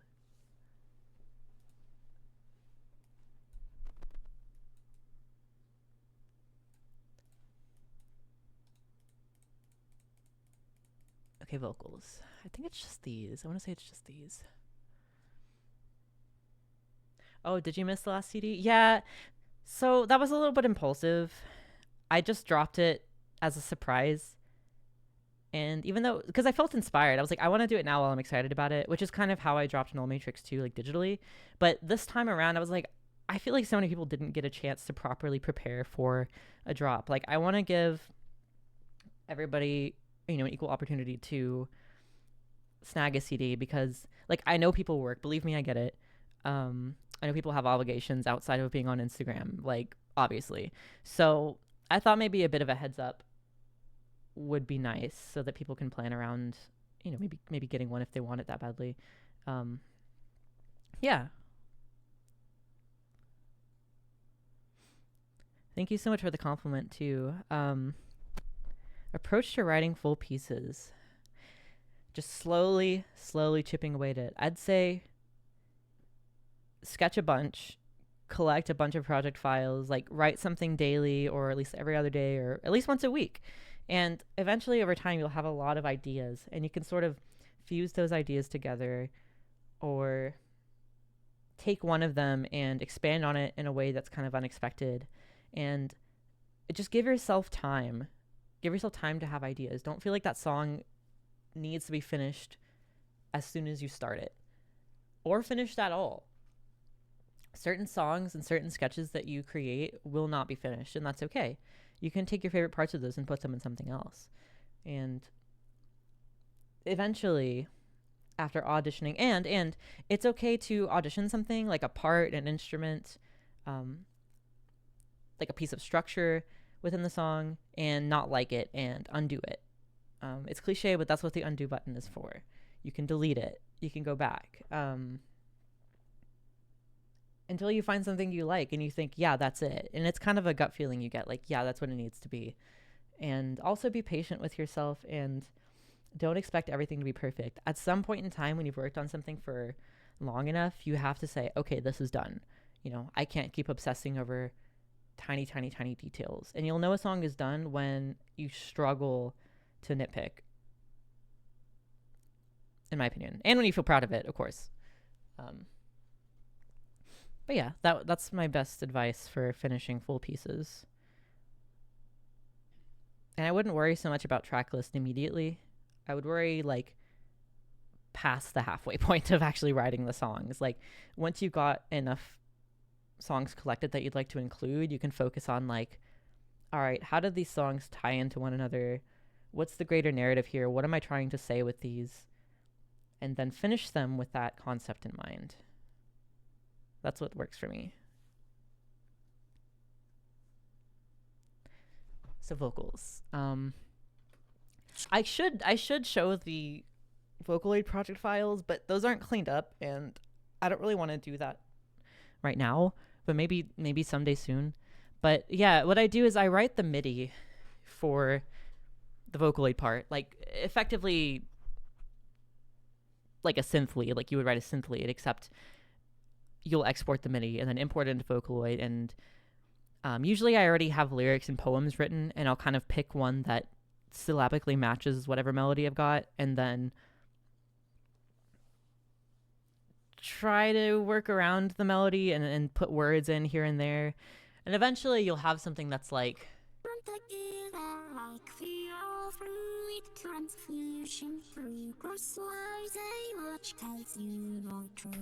and Vocaloid is not perfect. You'll probably have to do some tuning or cross-processing. I'm not cross-processing, I'm sorry, post-processing, depending on what you're going for, like real vocals. But I always think that it sounds a little bit awkward on its own. Some people are really, really skilled at tuning Vocaloid, and I just am not. I'm okay at it because ultimately it's a part of a greater whole and not the highlight of the song. And it's weird to say that because strangely, when I started Strawberry Hospital, it was supposed to be like a Vocaloid project. Like, I kind of thought of myself as being like a Vocaloid producer with Half Awake, which is the first Strawberry Hospital album, but I quickly decided that it should be something even greater than that, but not discarding it.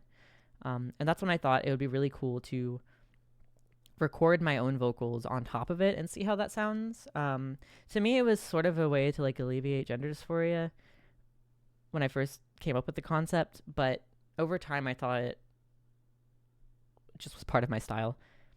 And I like to make the Vocaloid sound tonally close to me and make myself sound tonally close to, whatever Vocaloid bank I'm using. So together they don't sound like they're clashing, and it sounds almost like one entity, but not.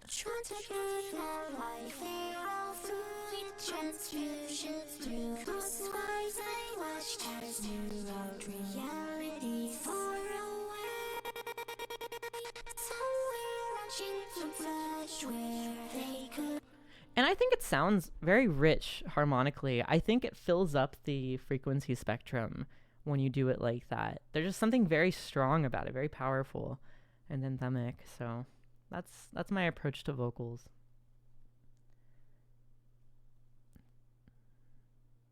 That's so cool. Thank you.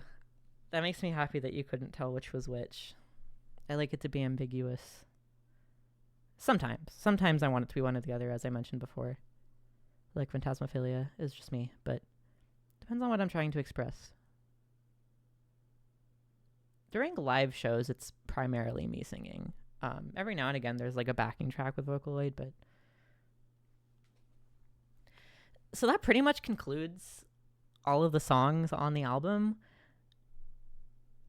I'll take a little extra time between now and like... Here it's 2:40 p.m., so, I'll take a few extra minutes before like 3 p.m. my time and just see if y'all have any more questions regarding the project in general or Nullmatrix or anything else, because I do AMAs often, but not with my own voice usually, so.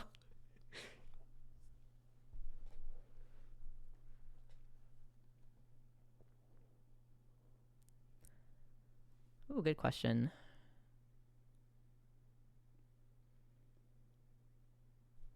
I'm thinking.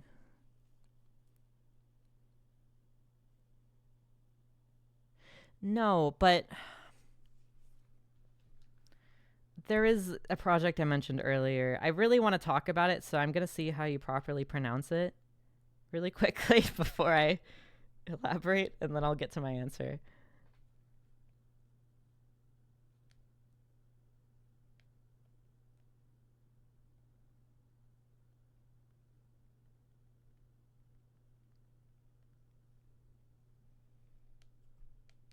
I'm looking on Google Translate.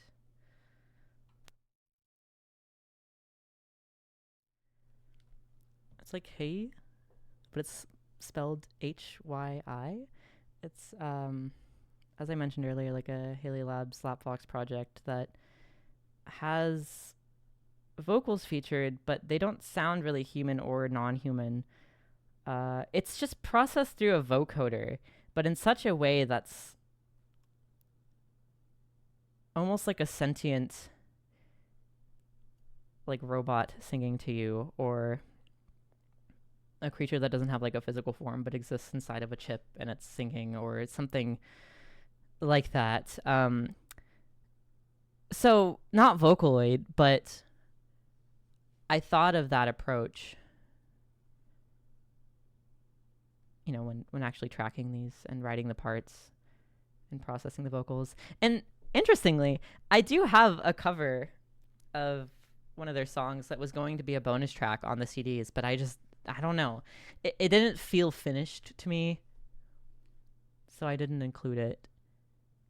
But maybe I would show it on the stream too, but I still am on the fence about doing something with it, so I might release it at a later date. So fingers crossed on that. Thank you for the question, though. I listen to a lot of Vocaloid artists in general, though. Very evidently influenced by Yuya Yuppie.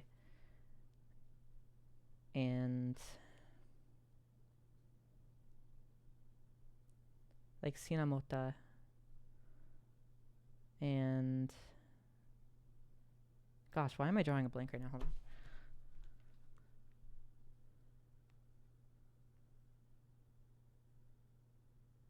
Yeah, I long story short, I grew up with Vocaloid music, and it's an integral part of my childhood. And oh, did I? Yeah, the music is great. Very OG stuff, and really helped me feel comforted during another kind of rough period of time of my life when I was like 18. So I think Grave Chimera wouldn't have been the same if not for their music.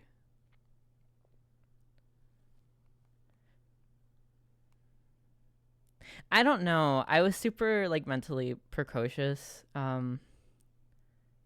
have no idea what was going on there. I think probably like trauma made me want to like not be a kid, and so I just would involve myself in like online spaces that were primarily like adults, which people would probably say is super sketchy now, but like nothing bad happened to me there personally. I'm not saying it doesn't happen. I just mean that was kind of like an escape for me, and I was exposed to a lot of cool ideas and new art, and simultaneously it wasn't even like I was just being like influenced by other people online. I felt as though I was inherently drawn to it. Like something in me needed to keep finding new sounds I had never heard before. So maybe just creatively adventurous.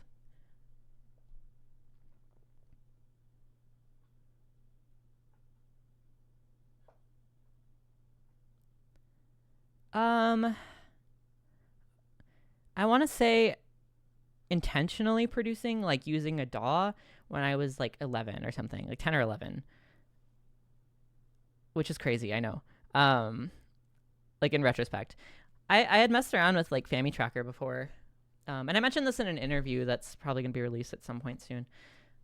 But yeah, I messed around with Family Tracker and stuff when I was maybe around like 8, because I was super into the MySpace chiptune scene. But it never stuck. I was never that good at it. And whenever I figured out what a DAW was, even loosely, that just made way more sense to me. And I'm better at trackers now, but DAWs feel a lot more like home. And what's really nice about FL Studio is it's not as rigid as something like Pro Tools, where everything has to be kind of initiated and set up a certain way. But with FL Studio, you can kind of just like throw whatever in there and it'll kind of work usually.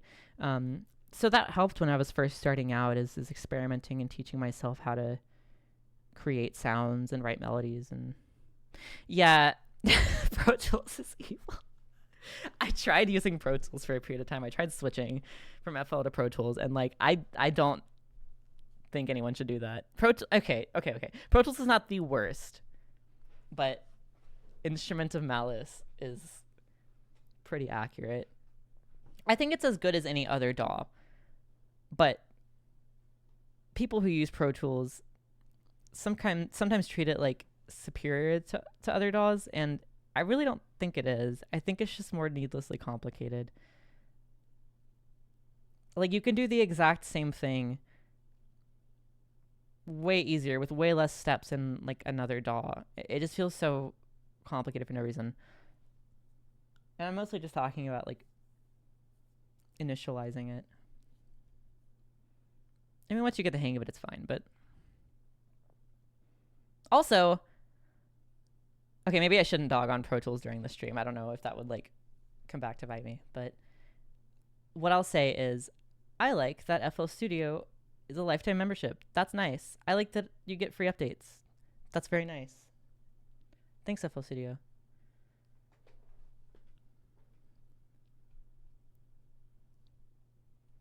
So y'all have been asking me questions this whole time. Have y'all done anything cool this week before we go? I would love to hear about anything you're excited about.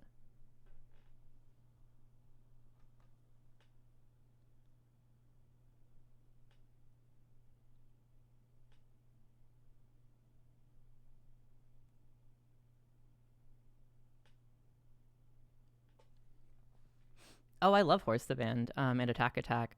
I listened to Attack Attack when I was really young as well. I was never really that into Icy Stars. Like, they're cool. I love Horse the Band. I actually have Horse the Band physicals like right next to me. And I'm going to go see them. I'm going to go see them in, I think it's May is whenever I bought the tickets. They're touring again if y'all didn't know that. Yeah, huge influence. I would say Horse the Band was a big influence on Data Viscera. But I listen to all sorts of stuff. I don't want to give the impression that just because I make like electronic horror or whatever, that's all I listen to. I think people who only listen to music from their own genre are limiting themselves. Like, it's cool to be passionate about the scene you're in, 100%. I love that. But I think it's good to take influence from numerous sources and go outside of your comfort zone when you can. I listen to all sorts of stuff. Particle physics research, very cool.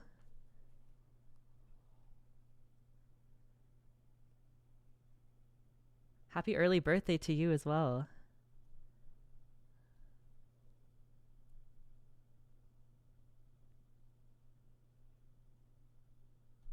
What kind of website are you building? You don't have to answer that if you don't want to. Not to put you on the spot.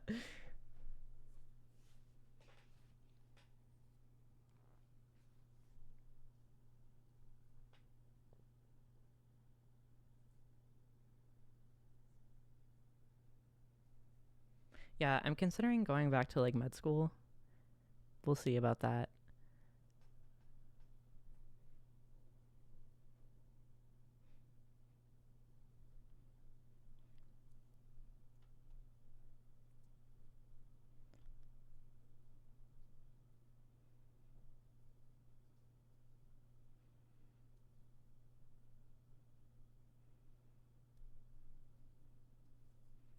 Alaska.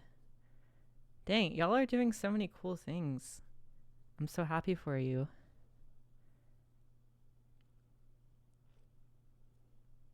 Oh, cool. I'm assuming it's like commission work then, if it's a shopping website. But yeah, always try to make time for personal projects when you can. I know it's hard to allocate time for that, but I think that's really amazing that you have that ability.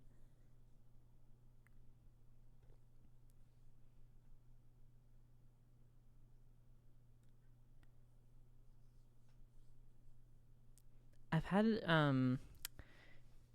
IRLs tell me about like glaciers in Alaska. I've never been anywhere near north of the US, but if true, very neat. I would love to see a glacier in my life.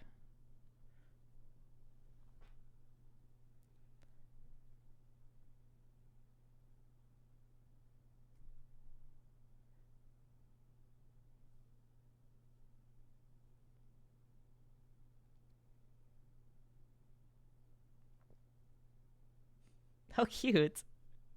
So cute. I love all of these.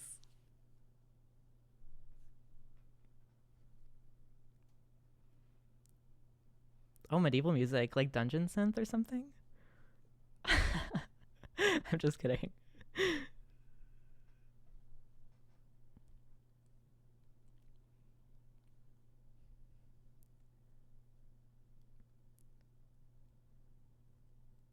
Oh, hell yeah. Okay, I was right. I was like, I hope they don't take offense to that because I was like being serious, but very cool. Oh, I feel like I recently saw like a DIY dungeon synth festival like here in Austin. online somewhere. I don't, unless I'm misremembering or fabricating that somehow. I hope it wasn't a dream, but I feel like there's a Dungeon Synth Fest here in Austin, and I would be so into going to that just to see, just to say I did and experience it, because I don't even listen to that much Dungeon Synth, but it can't possibly be a bad experience.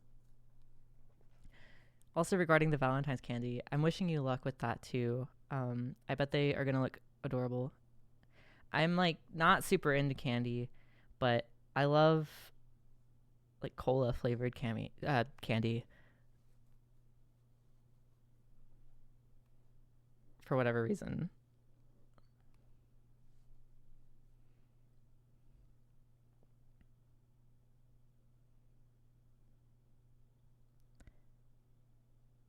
Thank you. Thank you for the support. Thank you so much.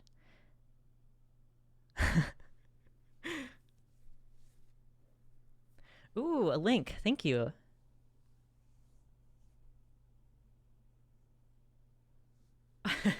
Yeah, ironically, strawberry flavored beverages and candy and things are not my favorite. It's like mid tier for me.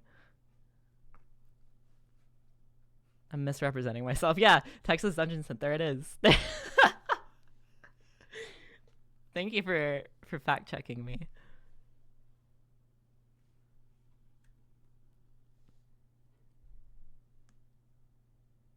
Makes you mad. I'm sorry. I love banana candy. I'm really sorry to disappoint you like this.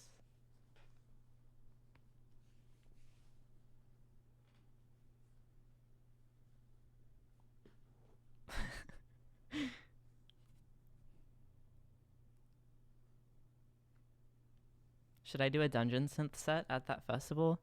I wouldn't actually be able to do that. I think I would ruin it. But it seems wrong. Fair enough. I respect your opinion.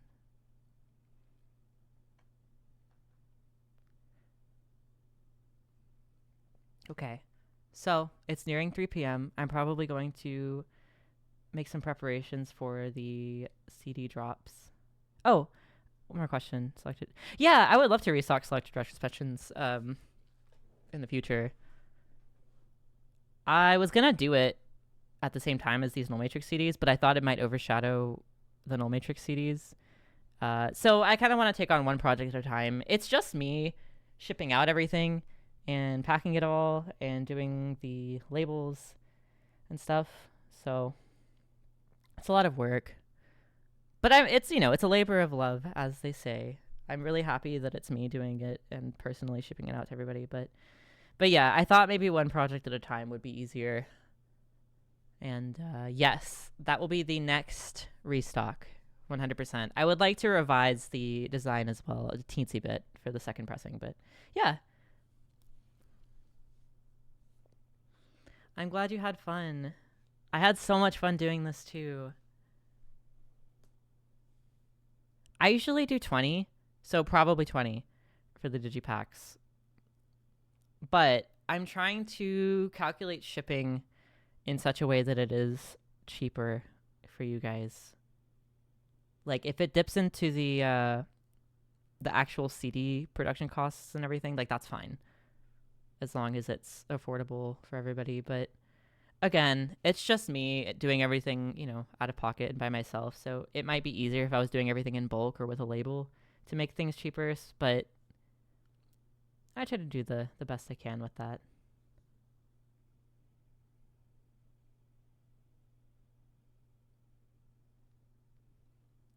So yeah, thank you again for joining and watching the stream. And I'll probably be putting up an archive of this on YouTube. I might trim the part where I'm just kind of talking, but we'll see.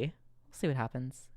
I hope you guys enjoy your week and good luck with your future endeavors that you mentioned to me.